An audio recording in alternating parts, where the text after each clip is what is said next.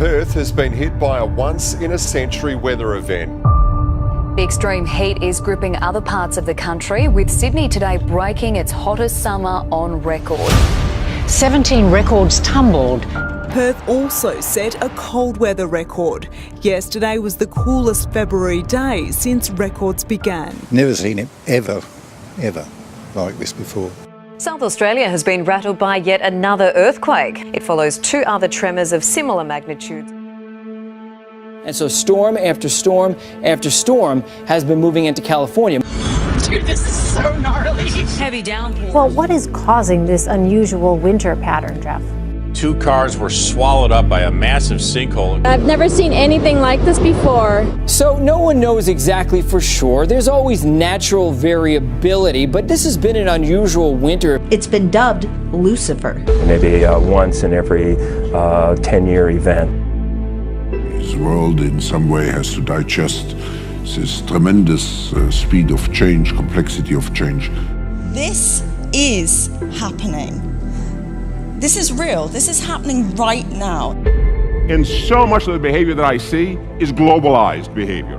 It's not just behavior in any one part of the world. We have to let go of that arrogance and embrace the tolerance of true globalization. Last month was the 3rd warmest January on record. And this is the first time in the history of the record that 3 years in a row were successfully each hotter than the previous. The USGS says the 2016 El Nino generated the highest sea levels and the largest wave energy they've ever recorded. Coastal erosion is at historic levels. Sea level rise is accelerating. It's going to accelerate even faster than it already has. It doesn't look anything like it has in the past, but this is very unusual. I mean, yeah, particularly like things seem to be accelerating to something. Isn't it? I mean, if we look at our life, it seems in the past 100 years, life been accelerating quite fast. Yeah. In the past 20, it's much getting faster and faster. Pakistan has faced attacks 4 days in a row this past week. A provocative move from North Korea overnight. This comes after South Korea said the North fired a projectile into the water near Japan. But from around 2011, we have seen a spike in the numbers of deadly conflicts. Police brutality has once again created waves of unrest in France. The rise of uncertainty, we see it in the US, we see it in Brexit, we see it around the world. So to conclude, we're now for global governance. Facebook CEO Mark Zuckerberg positioning himself to be the self-appointed face of globalism. The social media giant penning a near 6,000 word manifesto rather.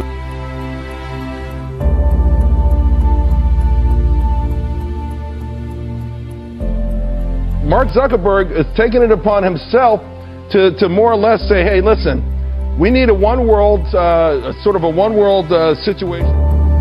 It's no longer the case where a country can secure their things and leave other countries vulnerable, because we're all using the same stuff. We're all using the same cell phones, the same computers, same operating systems, the same internet. Here's what he wants to do. He says he wants to develop a social infrastructure to give people the power to build a global community that works for all of us. I mean, some ominous things in there on the surface, but you could read into it and see some ominous things. Well, the devil's in the details.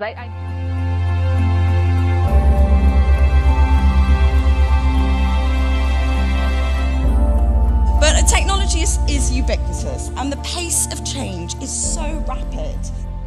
Myself having been trained as a computer scientist in the 90s, everybody knew AI didn't work. It's not like, people tried it. They tried neural nets. None of them worked out. And fast forward a few years, and now Brain probably touches every single one of our main projects, ranging, from search to photos to ads to everything we do. And there are mental technologies, cognitive technologies that let us upgrade our brains so we can keep pace in an exponential world. It's an incredible time. The really important point is it's not stopping. 9 years from today, The average $1,000 laptop is going to have the same computing power as the human brain. Now, it might seem weird to sort of connect technology and neuroscience. If we understand the algorithms of the brain, can we think about running that on hardware, other hardware that we have, silicon hardware? And this is a quiet revolution that's happening right now.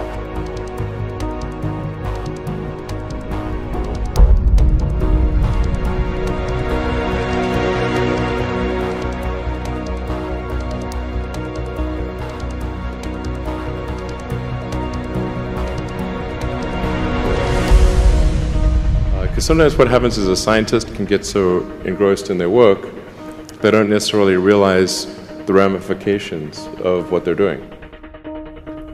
Can you imagine that in 10 years when we are sitting here, we have an implant in our brains?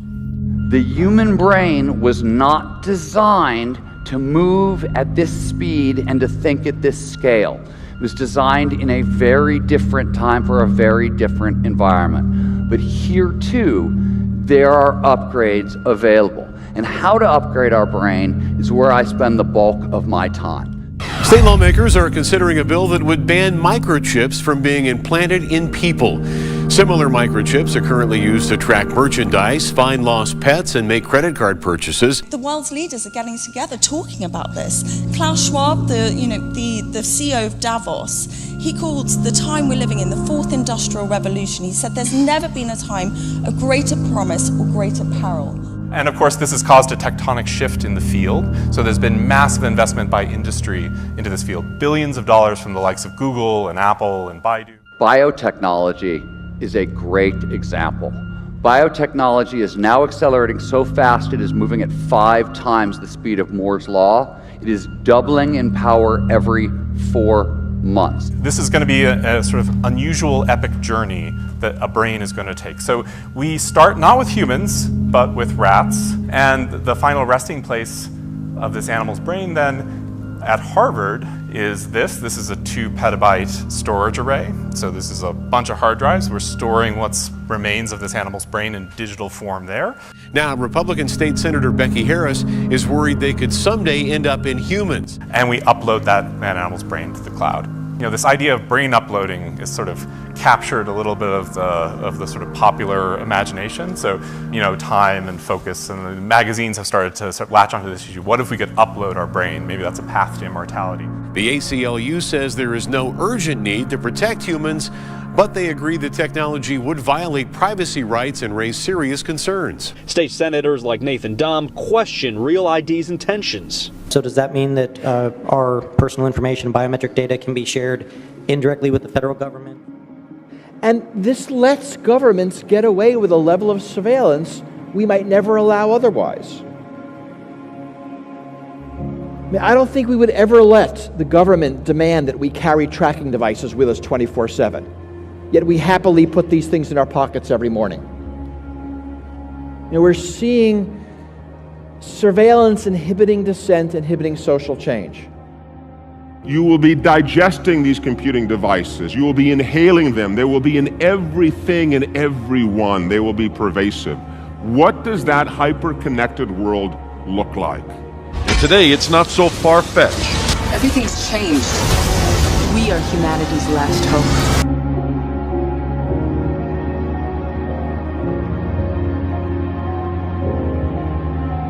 Community that works for all of us. This goes beyond business. He's saying a world where, you know, there's it sounds like a borderless world. We do trust the technology companies more than governments. We are giving them everything. We're giving them all our data, all our information. I mean, do we want to live in a world where we can be prejudged, where we walk into a store, we're recognized by facial recognition? And in exchange for what? In exchange for convenience. And Gen Z is the first truly global generation. Millennials were the beta test for globalization. Another of the show's big stars, Laverne Cox, who's not only embarking on a new role, she may be making television history in the process. I'm a woman, but I used to be a man. That's right. I remember you told me. The way young people self-identify is changing. A transgender model graces the cover of Vogue Paris for the first time. Almost as fast as the words they use. Demi-boy, demi-girl, gender fluid.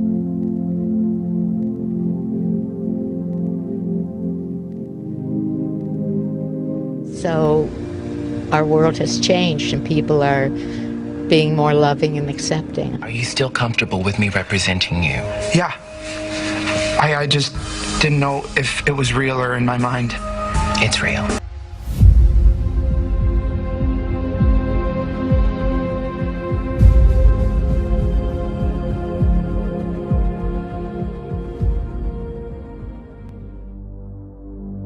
We are in an unprecedented period of change. It is a critical time for humanity. AI, robotics, networks, sensors, nanotechnology, etc., are the most potent technologies the world has ever seen. Has been very profound and definitely surprised me. But these are the first steps. This is what the first steps look like. And we are living in the golden age of surveillance because this data is collected about us all the time. Final point. While effective global governance in the peace and security realm, I think, is struggling. 3 more galactic events sure to have eyes on the skies again. Well, dozens of dead owls have been reported along Interstate 84. It sort of almost looks like they fell from the sky. A mysterious explosion sound heard. I mean, it was boom, and there was like a little bit of a rumble after that. It was so bad it blew a clock off my wall. This may be something we may never get an answer to. All of which is science fact, not fiction.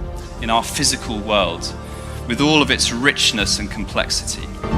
It's tempting to think of human intelligence as a layer built on top of more primitive cognitive structures, and that we might be able to build something akin to that layer and bypass the messy embodiment that characterizes organic life. A 2010 study by researchers at Stanford University discovered radically more complexity within individual brain synapses than had previously been suspected. In fact, they estimated that a single healthy adult human brain has more switches than all the computers and all the routers and all the internet connections on Earth combined. Just let that sink in for a second.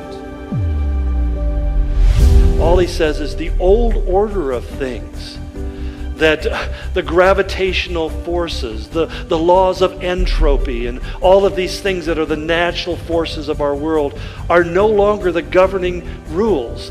That's why when people worship the laws of nature and they talk about Mother Nature, that pure drive to understand and grasp how the universe works. And the deeper you want to go to probe the microscopic realm, the bigger the machine that you need. And of course, I think as many of you are familiar, the state of the art of this is right here. Large Hadron Collider, Geneva, Switzerland. This is sort of the modern day pyramids, right? This is the most complex piece of machinery that our species has ever created. It's a 27-kilometer long tunnel where particles are accelerated to near the speed of light and then they smash into each other. It's here, yeah, but it's temporary. It's not forever. There's a new heaven, a new earth with a new reality that has a nature that is beyond anything that we can know or understand. It's that reality that Jesus left to come into this earth and submit himself to the incredible limitations of the world in which we live in.